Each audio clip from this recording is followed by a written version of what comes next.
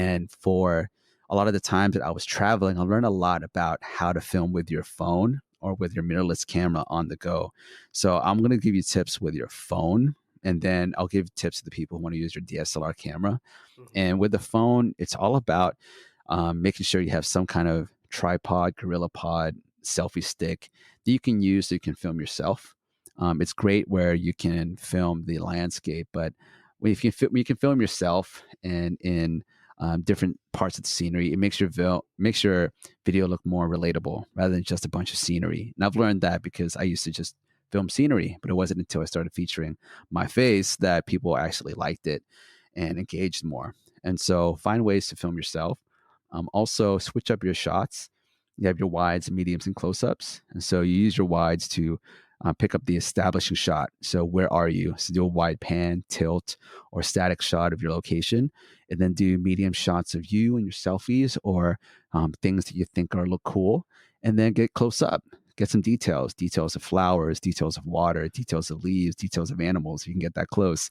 Whatever it is, you should have a variety of shots because in the editing room, you want to have the visual components for a video all set up so it's not just one single um, what is it called point of view. So it's not one single frame size. So you just don't have one wide frame.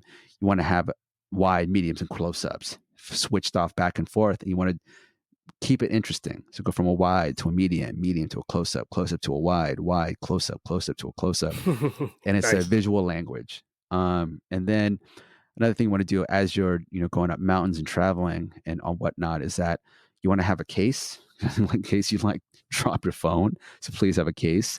And sometimes you can get a case that has lens attachments. And so if you want to get fancy with it, you can get lens attachments for your phone, and you can have a wide lens, macro lens. You can get really Yes. close up. And if you want to get even more fancier, you get a gimbal. So if you get yourself a gimbal, you can have some really cool moving shots. And you can create shots like, tracking or dollying shots going in or side to side. And you can do some awesome selfie shots with a stabilizer.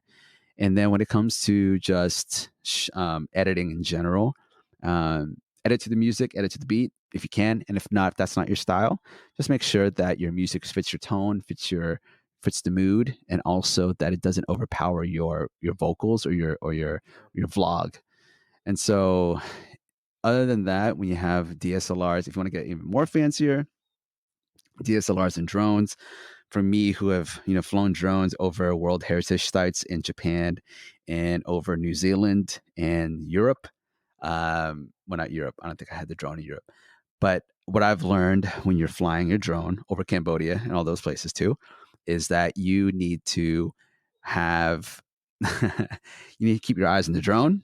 You also have to make sure that your drone knows its return spot if you have a DJI, and because when it gets caught up in the wind, like I had in New Zealand, and you don't know where it is, you need to press return to home so it comes back home. So don't rush with your drone. Make sure it knows where its home spot is so that if it gets taken away by the wind, you can press return to home. Have your battery chargers, you have extra batteries so that you don't end up with your camera running out of battery.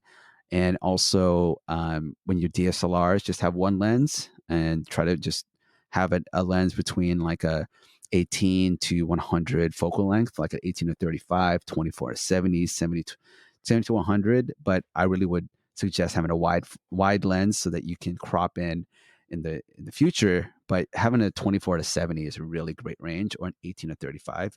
And then I know this is getting really technical, but also make sure that you have an ND filter. So when you're outside, if it gets too bright, you can actually block the sunlight coming in so you can have more of a shallow depth of field, and that you also don't have blown out footage. So get a Yes. ND filter, and then get a mini LED light if you want, so you can fill in some lighting, or film at night. And make sure that when you are filming, that you know what your frame rate and everything is, and you know what your picture profile and your white balance and everything is in tune. So just really quickly, if you're shooting 24 frames per second, do a 50th shutter speed. But if your cameras can do degrees, do 180 degrees, film in 4K 60 frames per second. If not, do 1080 and 60 frames so you can get that slow motion. And then, of course, White balance is daylight unless you're inside. So, make sure that your white balance is good. If not, just keep it on auto white balance. And then when you have your f-stop, make sure that if you want shallow depth of field, it's a low f-stop number. If you want deep depth of field or everything in focus, it's a higher number. But if you want a really good lens look, you got to keep it between 4 or 5.6 or above, but around 4 f4 or f5.6 or f6. All right, that's super Wow. technical, but that's my advice.